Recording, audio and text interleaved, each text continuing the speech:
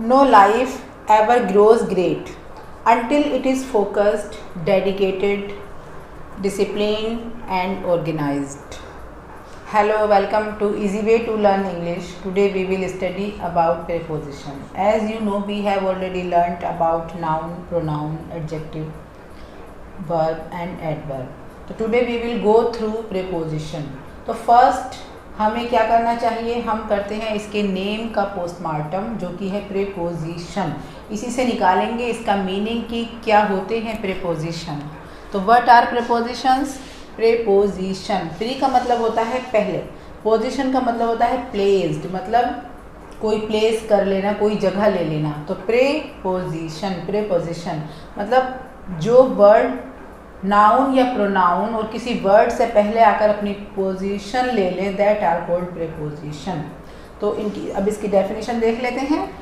A preposition is a word placed before a noun और pronoun. आपको पता है नाउन का मतलब नेम से होता है. नाउन का जो मीनिंग होता है दैट इज नेम, किसी कोई नाम, उसी से ये नाउन वर्ड पड़ा है. Noun and name have same meaning.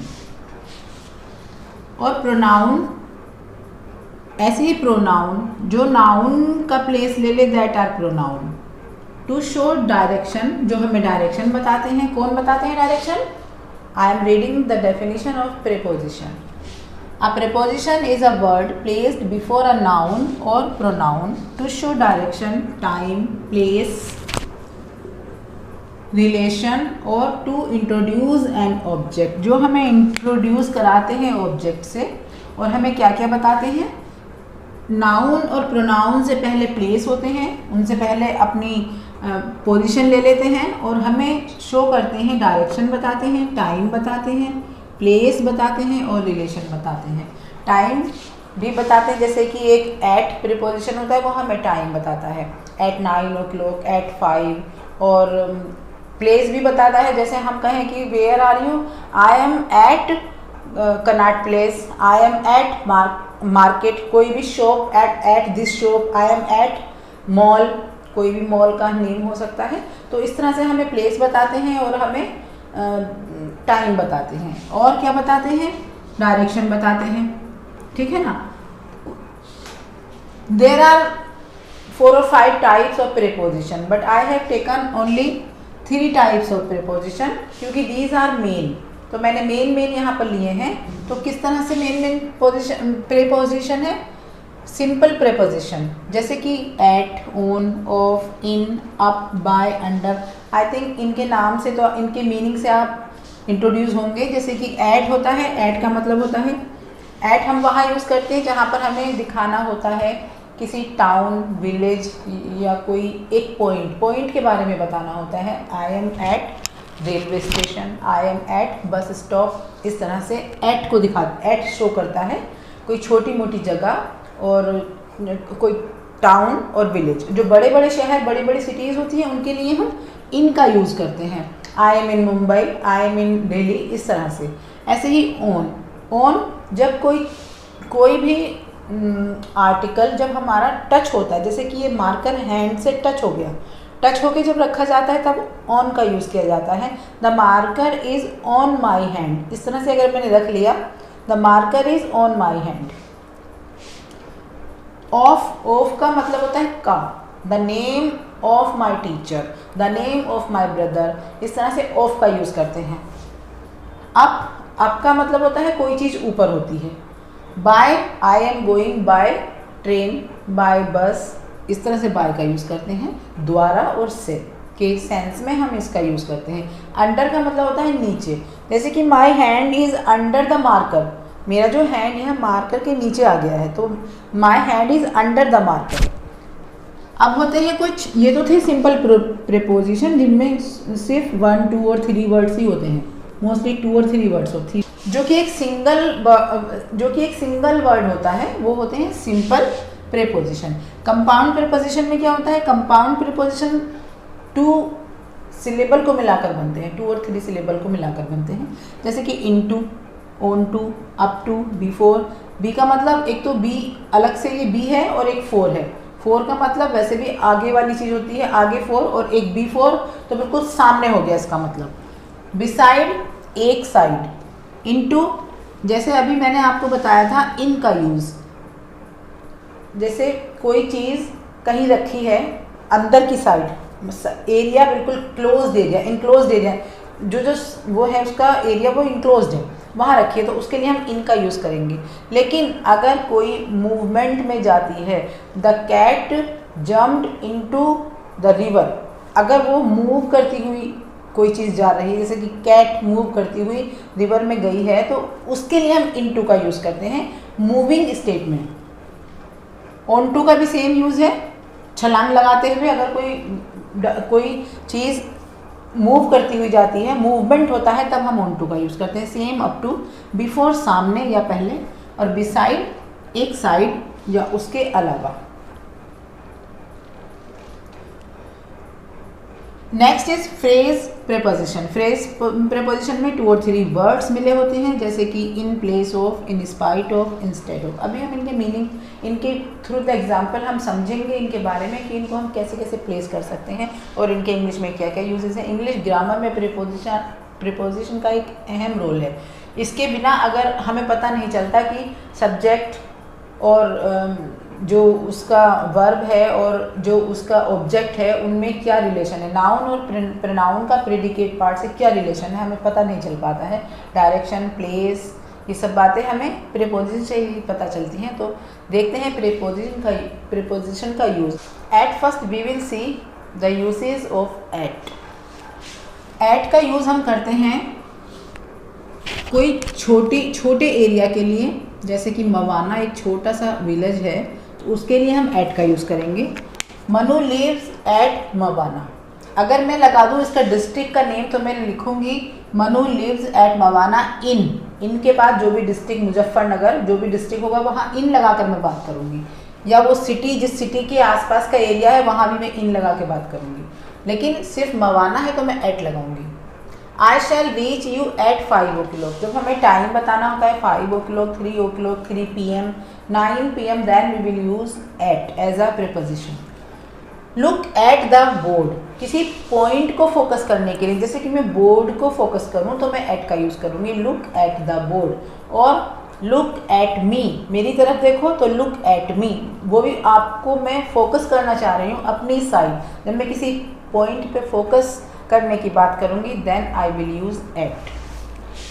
The train has arrived at the station. अब स्टेशन कोई जगह, छोटी मोटी जगह या कोई बहुत बड़ी जगह तो है नहीं, एक प्लेस है, एक हमें पॉइंट बताना है, स्टेशन, रेलवे स्टेशन या प्लेटफॉर्म या कोई शॉप या कोई मॉल एरिया, तो एक पॉइंट बताना होता है बस कि मैं वहाँ पर हूँ। अब हमें नहीं पता कि वो कहाँ पर है, वो तो एक एरिया बता दिया है, उसके आसपास कहीं भी हो सकता है। तो इस पॉइंट को बताने के लिए हम एट का यूज़ करते हैं। At noon, at 3 PM, at the age को बताने के लिए भी हम एट का यूज़ करते हैं। At this age, at 7 years, at 9 years, तो इस तरह हम एट का यूज़ करते हैं। एट का रोल इंग्लिश ग्रामर में बहुत अहम है, तो आप इसके यूज़ को आई थिंक समझ गए होंगे। Now we will go through the sentences to know the usage of in and into. इनका यूज़ हम करते हैं जब मतलब रेस्ट करने के सेंस में, जैसे I am sitting in the chair, I am sitting in bed. अगर कोई बहुत ही आराम वाली चीज़ पर, कोई चेयर बिल्कुल सोफ़ा है अंदर धंस के बैठने वाली, तो मैं वहाँ इन का यूज़ करूँगी, ऑन का यूज़ नहीं करूँगी। वैसे तो सीट ऑन द चेयर आता है, बट अगर वो आराम वाली चीज़ है, बहुत ज़्यादा उसमें मैट्रेस लगे हैं और धंस जाते हैं उसके अंदर बैठ के, तब हम यहाँ पर इन का यूज़ करेंगे। तो जब आराम शो करना होता है तब हम इन का यूज़ करते हैं, और जब हमें मूवमेंट शो करना होता है तब हम इनटू का यूज़ करते हैं। ठीक है ना। तो she is in the house, वो घर में है, मतलब घर में है, कोई मूवमेंट नहीं है इस सेंटेंस में, तो इन लगाएंगे, in the house. There is a coin in the box, box के अंदर कॉइन है। एक तो आराम वाली रेस्ट करने वाली चीज़, और एक दूसरी बात इनक्लोज्ड एरिया में, मतलब वो एरिया चारों तरफ से बंद है और उसके अंदर कोई चीज़ है, बॉक्स के अंदर, जैसे कि, तो in the box. There is a coin in the box, box के अंदर है वो, इनका सेंस अंदर, मैं का मतलब अंदर। I will do this work in a day, means पूरा दिन, एक दिन के अंदर अंदर मैं ये वर्क कर लूँगी। She left India in 1992। किसी भी डेट को दिखाने के लिए 1992 डेट को दिखाने के लिए भी हम इन का यूज़ करते हैं, और शाम को दिखाने के लिए और मॉर्निंग को दिखाने के लिए भी हम इन का यूज़ करते हैं। Dog jumped into the river. अब यहाँ पर क्या है, यहाँ पर मोशन है, यहाँ मूवमेंट दिखाया गया है कि डॉग ने क्या किया, डॉग ने जंप लगाई। जब वो जंप लगा कर जाएगा तो वहाँ हम यूज़ करेंगे इनटू द रिवर, क्योंकि यहाँ पर हमें मोशन दिखाया गया है। The teacher came into the class. अब टीचर केम, तो टीचर तो चलकर आई है ना, तो we will use into. The teacher came into the class. She sat in the bed. अब वो बेड में बैठ गई, तो इसका मतलब बेड का जो मैट्रेस था काफ़ी आरामदायक था और वो बेड में बैठ गई, धंस गई मतलब उसमें, तो हम यहाँ पर इन का यूज़ करेंगे। अगर मैं कहूँ कि she sat on the bed, तो भी बिल्कुल सही है, क्योंकि बेड के ऊपर डिपेंड करता है वो किस तरह का बेड है। ऑन भी सही है यहाँ पर और इन भी सही है। सिचुएशन देखकर हम ज़्यादा समझ सकते हैं कि इन सही है या ऑन सही है, बट अभी इन लगा है तो हम समझ सकते हैं कि जो बेड है काफ़ी कंफर्टेबल है और वो उसमें धंस चुकी है। A boy jumped into the river. Boy ने जंप किया, कहाँ किया, रिवर में किया। हमें मोशन दिखाया गया है तो हम इनटू का यूज़ करेंगे। अब हम देखते हैं on and on to and up to का यूज़। ऑन का यूज़ हम करते हैं जब कोई चीज़ टच होती है, किसी के बारे में कुछ बताते हैं, कोई हम किसी मशीन के ऊपर हम कोई वर्क करते हैं, जैसे कि I am working on computer. इस तरह से जब हम मशीनों के बारे में काम करते हैं, उन पर बात करते हैं, ऐसे नहीं कि मशीन के ऊपर बैठ के काम कर रहे हैं, नोट एट ऑल, मशीन पर काम कर रहे हैं, तब हम कह सकते हैं I M on phone call. इस तरह से I am on phone call इस तरह से कर सकते हैं। और कोई चीज़ टच होती है तब हम कर सकते हैं, टच है तो उसको बता सकते हैं। और अबाउट, किसी के बारे में कोई बात हमने कही है तो उसके बारे में ऑन दिस टॉपिक इस तरह से बात कर सकते हैं। On to and up to का यूज़ हम करते हैं जब, जैसे कि हम इनटू का यूज़ कर रहे थे। इनटू का यूज़ था जब कोई चीज़ मूवमेंट में थी और वो नीचे की ओर जा रही थी। अब अप टू और ऑन टू का यूज़ करते हैं जब कोई चीज़ थोड़ा सा मतलब इवन सरफेस पर या फिर थोड़ा सा हाई सरफेस पर जाती है और उसमें मोशन होता है, उसमें मूवमेंट होता है, तब हम ऑन टू और अप टू का यूज़ करते हैं। जैसे कि he will come on Tuesday. On का यूज़ हम डेज शो करने के लिए भी करते हैं, डेट्स शो करने के लिए भी करते हैं, और कोई इवेंट जैसे ईद, फेस्टिवल और जैसे होली, दिवाली, उनके लिए भी हम ऑन का यूज़ करते हैं। ऑन दिवाली, ऑन दशहरा, इस तरह से ऑन का यूज़ किया जाता है। दे वर हेयर ऑन 10th में, कोई डेट हम अगर बताते हैं, मंथ होता है, उसके साथ भी हम ऑन का यूज़ करते हैं। The rat is on the table. अब ये जो रैट है टेबल से टच किया हुआ बैठा है ना, टेबल से टच है, ऐसा नहीं है कि वो टेबल से इतना ऊपर उठ के बैठा होगा। अगर उठकर बैठा, अगर कोई चीज़ ऊपर होगी, टच नहीं होगी, तब उसके लिए हम यूज़ करते हैं अबव का। लेकिन अभी अबव का यूज़ मैं बाद में बताऊंगी, अभी हम हैं ऑन के यूज़ पर, तो इसी को समझिए please. The thief climbed upon the roof. अब जो थीफ था वो कहाँ चढ़ गया, रूफ पर चला गया, तो वो चल के गया, अपॉन थोड़ा ऊपर की साइड गया, तो हमने अपॉन का यूज़ किया है। He jumped on to the horse. अब वो छलांग लगाकर जंप करके कहाँ बैठा, हॉर्स पर बैठा। वैसे हम यहाँ पर ऑन का यूज़ भी कर सकते हैं। ऑन का यूज़ भी हम वहाँ कर सकते हैं जहाँ हम ऑन टू का यूज़ करते हैं, क्योंकि ऑन टू का यूज़ तो बहुत ही कम जगह पर देखा जाता है, कम लोग करते हैं, क्योंकि वहाँ ऑन से ही काम चल जाता है। लेकिन जो सही यूज़ है, जो एक्यूरेट है, वहाँ पर ऑन टू ही लगेगा। बट ऑन से भी लोग मीनिंग समझ जाते हैं, तो इसलिए ऑन का यूज़ ही चला देते हैं। A car runs on petrol. अब ये कोई मशीन चलने के लिए या अबाउट किसी बारे में जानने के लिए या मशीनरी पर काम करने के लिए भी हम ऑन का यूज़ करते हैं। They speak on the phone. वो स्पीक, जो फ़ोन पर बात करते हैं। मशीन, कार पेट्रोल से चलती है, पेट्रोल से चलती है मीन्स ऑन पेट्रोल, हम ऑन का यूज़ करेंगे यहाँ पर। He wrote a book on India. यहाँ पर हम अबाउट भी कर सकते थे, अबाउट इंडिया, लेकिन अबाउट के बारे में हम ऑन का यूज़, अबाउट की जगह पर कहीं कहीं, हर जगह नहीं, हम ऑन का यूज़ कर सकते हैं। माई village is on the border. अब कोई चीज़ अगर किसी एक लैंडमार्क के पास है तो उसके लिए भी हम ऑन का यूज़ कर सकते हैं, उसके साइड में है तो ऑन का यूज़ वहाँ किया जाता है। My village is on the border. मेरा घर बॉर्डर पर ही है। It is up to you. अब up to you it is up to you, it depends on you, इसका मतलब it depends on you, it is up to you means ये आप पर डिपेंड करता है, तो मैं वहाँ पर अप टू का यूज़ कर सकती हूँ। तो this is the use of on, on to and up to. अब हम देखते हैं use of among, between, with and within. With का यूज़ हम करते हैं जब हमारे पास, हमारे साथ कोई चीज़ होती है या हमारे पास कोई चीज़ होती है, तब हम विद का यूज़ करते हैं। विद इन का यूज़ हम वहाँ करते हैं जहाँ पर हमें पीरियड ऑफ टाइम दे दिया जाता है।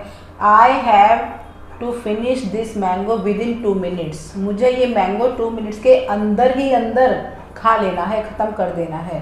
तो इस तरह से जब हमें पीरियड ऑफ टाइम दिया होता है, एक लिमिट दे दी गई होती है, then we use within. Between का यूज़ हम करते हैं जब हमें कोई भी चीज़ को 2 पार्ट्स में डिवाइड करना होता है। अमंग का यूज़ हम करते हैं जब हमें कोई चीज़ बहुत सारे लोगों में डिवाइड करनी होती है, 2 में नहीं, मतलब 2 के अलावा 3, 4, 5, 6 कितने में भी हमें डिवाइड या देनी होती है, या हम उनके बीच में हैं, उस तरह से हम अमंग का यूज़ करते हैं। तो see the examples. He killed a wolf with a sword. With का यूज़ हम करते हैं अगर हम किसी टूल्स के साथ, किसी टूल से, किसी औजार से किसी चीज़ को उस चीज़ को काट रहे हैं या उस चीज़ को बना रहे हैं, उसको चॉप कर रहे हैं, देन हम विद का यूज़ करेंगे। He killed a wolf with a sword. Sword means तलवार, तलवार से उसने वुल्फ को मार दिया। तो किससे मार दिया? तलवार से। विद का यूज़ हम के साथ होता है, के साथ, एंड से। तलवार से मार दिया या तलवार के साथ मार दिया, same thing. Cut the vegetable with a knife. Vegetable को किससे काटो? नाइफ से काटो, तो हम विद का यूज़ करेंगे। नाइफ के साथ काटो या नाइफ से काटो। He was talking with me, वो मेरे साथ बात कर रहा था। He was talking with me, मुझसे बात कर रहा था। He was talking with you, वो तुम्हारे साथ बात कर रहा था। तो बात करने के लिए भी हम विद का यूज़ करते हैं। गो विद योर ब्रदर, अपने भाई के साथ जाओ, किसी के साथ जाना है तो भी हम विद का यूज़ करते हैं।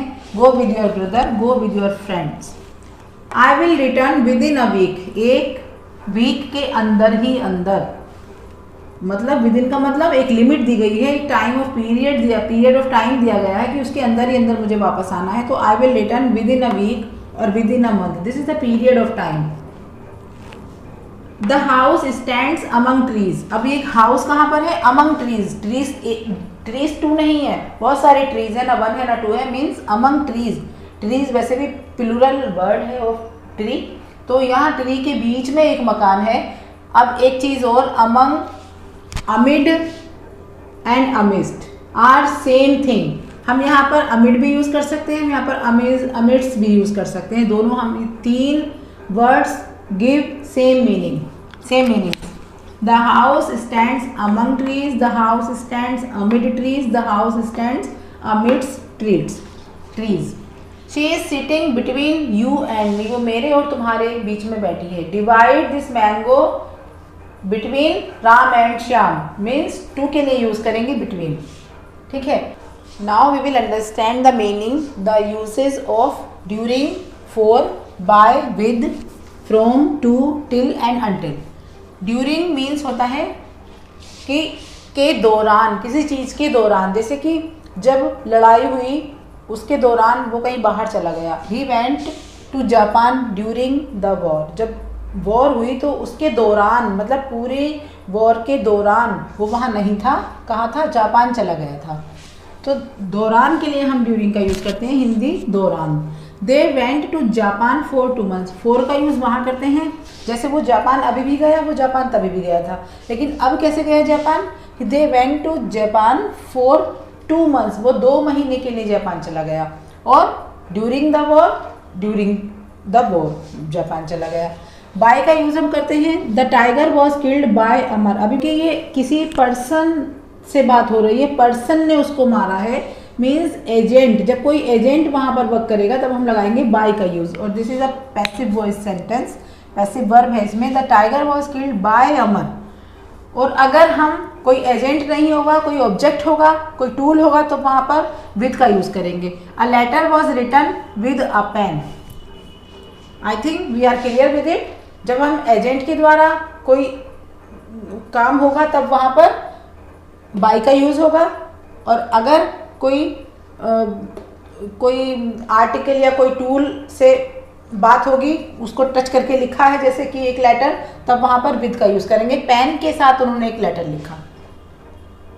अब हम यूज देखेंगे from, to, till and until. From का मतलब होता है से, means you need to rest from work. तुम्हें काम से अब छुटकारा लेकर आराम करने की ज़रूरत है, तो फ्रॉम वर्क। और she saved the child from the fire, उसने अपने बच्चे को आग से बचाया। तो फ्रॉम का यूज़ हम करते हैं से के सेंस में। ही वर्क्स फ्रॉम 8 to 9, एक फ्रॉम और टू का एक कॉम्बिनेशन होता है। जब हमें दिखाना होता है कि इतने टाइम से इतने टाइम तक, एक लिमिट दिखानी होती है टाइम की, इस टाइम से इस टाइम तक, तब हम फ्रॉम टू और फ्रॉम और टिल का भी यूज़ करते हैं। शी वर्क्स फ्रॉम 8 till 9 भी कह सकते हैं, और she works from 8 to 9। They studied till 6 PM।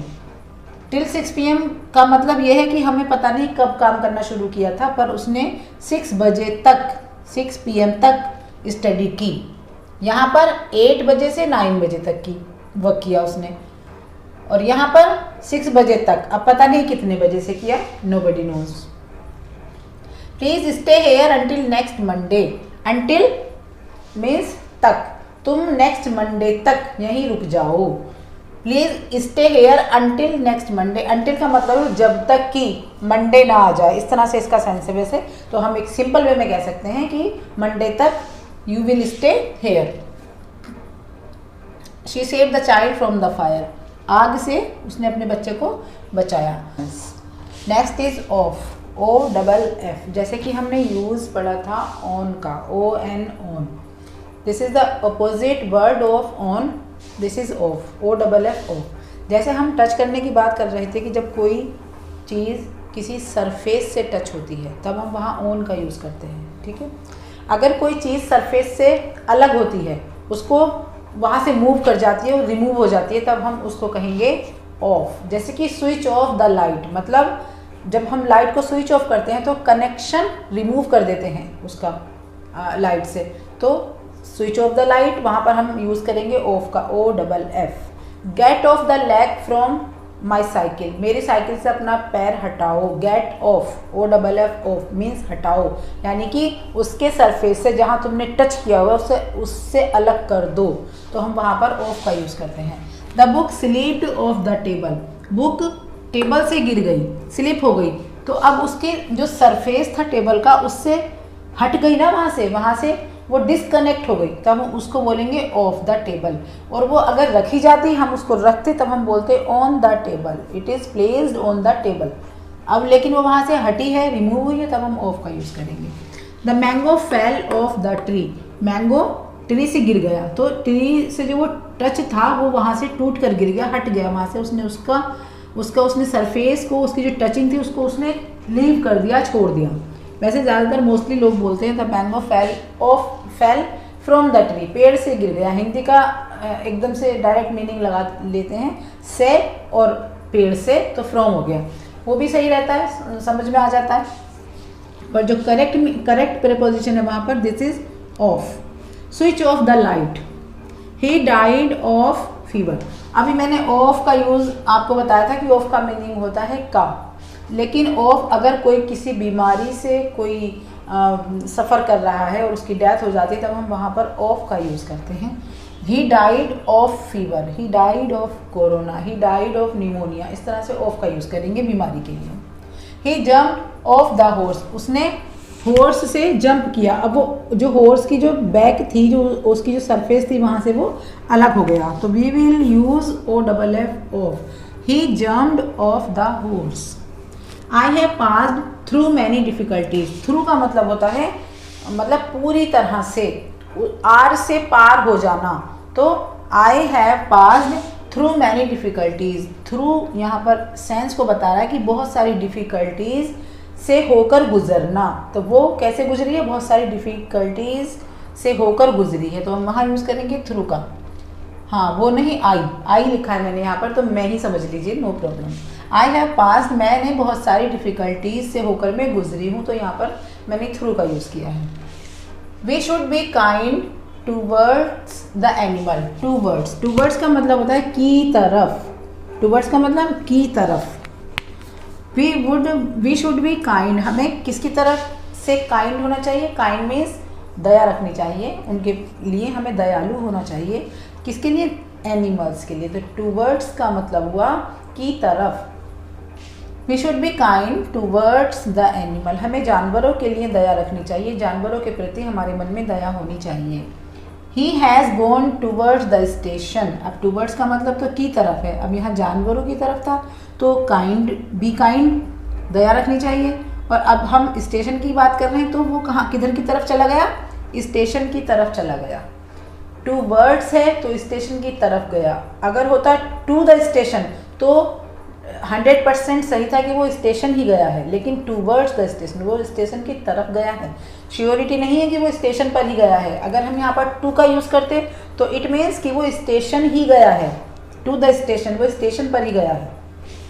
Under का यूज़ हम करते हैं अंडर ऑर्डर की, ऑर्डर के अंतर्गत ये बातें आ रही हैं तो इनको फॉलो करो। Under order, under the orders, under the rules, ये बातें रूल्स के अंदर हैं, उनको फॉलो करो। Under the rules. Under control, now situation is under control, अब सिचुएशन जो है कंट्रोल में है तब वहाँ अंडर का यूज़ करेंगे, under control.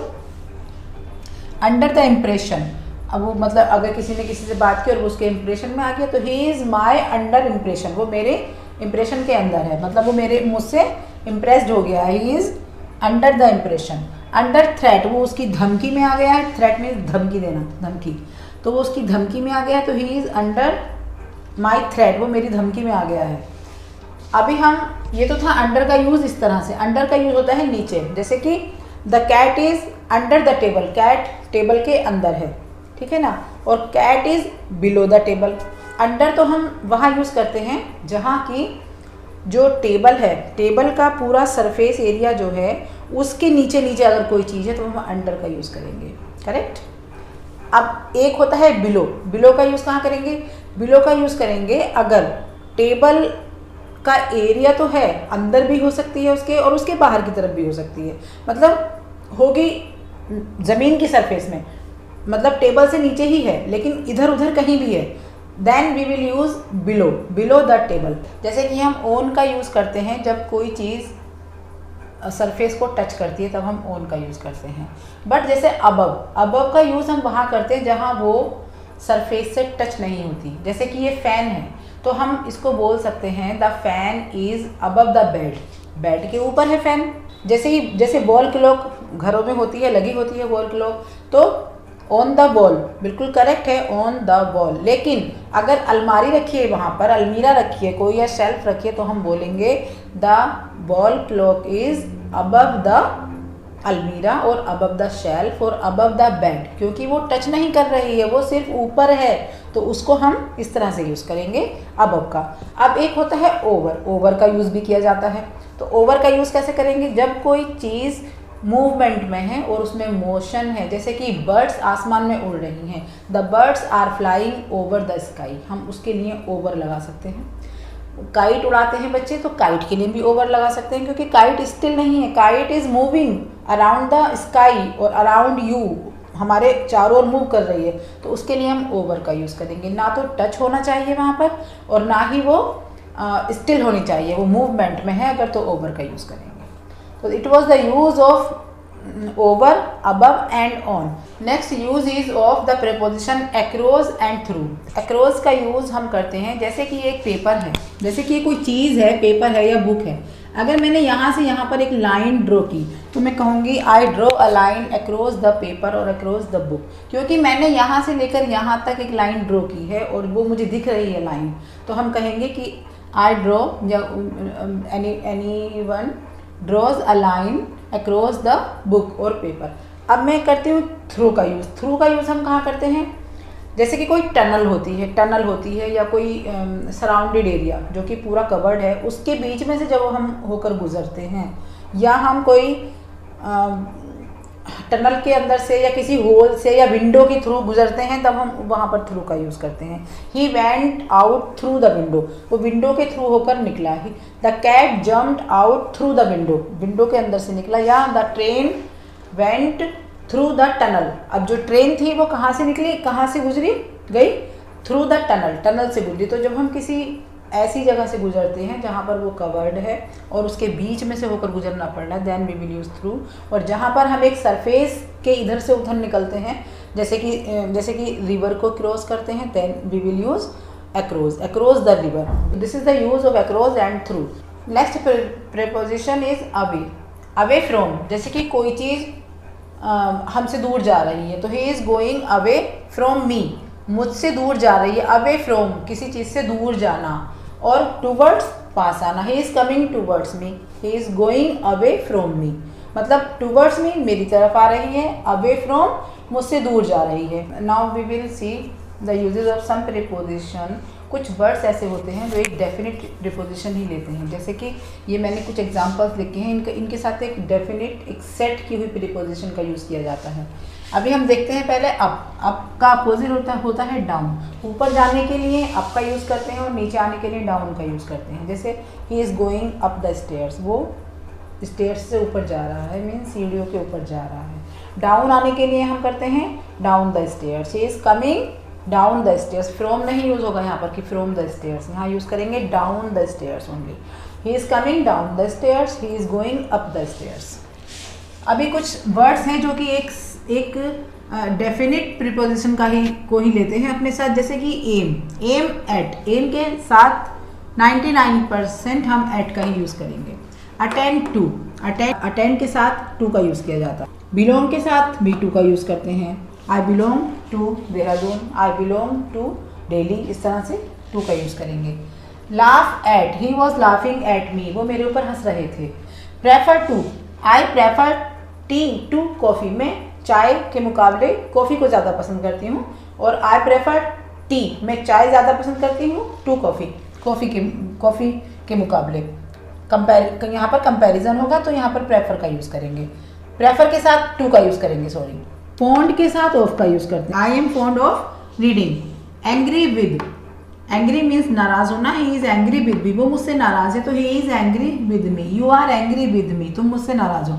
Agree with, agree बात को मान लेना, बात से सहमत होना, अग्री करना। Agree with, I agree with you, मैं तुम्हारे साथ सहमत हूँ तो I agree with you, agree के साथ विद का यूज़ होगा। Believe in, I believe in God, मुझे गॉड पर भरोसा है तो बिलीव के साथ इन लगाएंगे। Proud of, I am proud of you, कि आप मेरी वीडियो देखते हैं, उसको पसंद करते हैं और लाइक करते हैं। Please subscribe to my channel also. Depend on, depend के साथ ऑन का यूज़ करेंगे। शी डिपेंड्स ऑन मी, वो मेरे ऊपर डिपेंड करती है, या इट डिपेंड्स ऑन मी, ये बात मेरे ऊपर डिपेंड करती है, तो डिपेंड ऑन। टायर्ड ऑफ, थक जाना, इसके साथ हम ऑफ का यूज़ करेंगे। Afraid of, full of, the world is full of knowledge, दुनिया है नॉलेज से भरी पड़ी है। The full of knowledge, this book is full of knowledge. Inquire of, inquire के साथ भी ऑफ का यूज़ होगा। Wait for, I am waiting for him, मैं उसकी वेट कर रही हूँ तो मैं फॉर का यूज़ करूँगी यहाँ पे। ग्रेटफुल टू, ग्रेटफुल के साथ टू का यूज़ होगा। Short of, died of, died के साथ हमेशा ऑफ का यूज़ होता है। This was the chapter of today. I hope you have understood the lesson. The proverb of today is a drowning man catches a straw. Straw का मतलब होता है कोई घास फूस और कोई तिनका, इस तरह से स्ट्रॉ का मतलब होता है। Means a drowning man catches at a straw, डूबते को तिनके का सहारा। मीन्स जब कोई बुरे हालात में हो और थोड़ा सा भी उसको सहारा मिल जाए तो उसके लिए वो बहुत होता है, डूबते को तिनके का सहारा। A drowning man catches at a straw. Now I hope you have understood the chapter and preposition को आपने अच्छे से समझा होगा, आपके डाउट क्लियर हुए होंगे। अगर नहीं हुए तो प्लीज़ मुझे कमेंट सेक्शन में लिखना, आई विल रिपीट इट, और अच्छी तरह से रिपीट करूँगी। And please like my videos and keep watching the videos. I will be back soon with a new chapter. Till then, bye.